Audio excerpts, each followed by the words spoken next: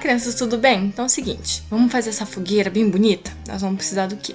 De massinha de modelar, de palhinha, de giz de cera e cola.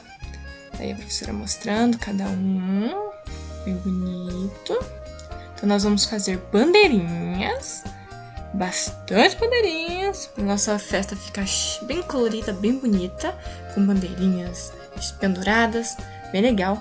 Ah, e é de noite, né? Então a gente tem uma lua e as estrelinhas.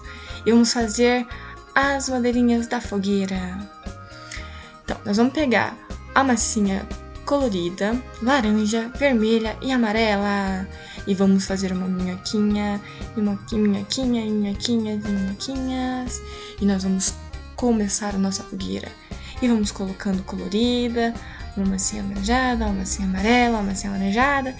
E nós vamos formando a fogueira bem bonita, gente. Olha, vai ficar bem grandona, com bastante massinha, bastante amarelo, pra ficar um fogaréu bem grandão. Olha, agora nós vamos fazer o quê?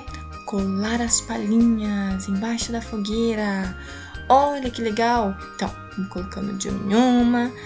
Cuidado para não grudar as mãos. Colocamos bastante palhinha para ficar uma fogueira bem bonita, bem grandona. E nós vamos fazer o quê? Pintar as bandeirinhas. Pintamos as bandeirinhas bem coloridas, bem bonita, caprichando nas bandeiras para ficar, porque as pessoas vão olhar, as criancinhas vão olhar as nossas bandeirinhas bem bonitas e vão achar bonito. Ops, prof, é de amarela a lua, prof, e amarela as estrelas, prof. Ai, ai, ai. Então, vamos ali. Vamos pintar já que é a noite, então o céu vai estar azul escuro. Pintamos bem bonito o céu azul escuro. Ah, bom, não é festa junina se não tiver crianças, né? Não tiver gente brincando e pulando ao redor da fogueira, e brincando e dançando, né? Importante. Então vamos fazer o quê? Ah, vamos fazer uma menininha. Nossa, olha o vestido da menininha. A menininha tem o quê? Cabecinha.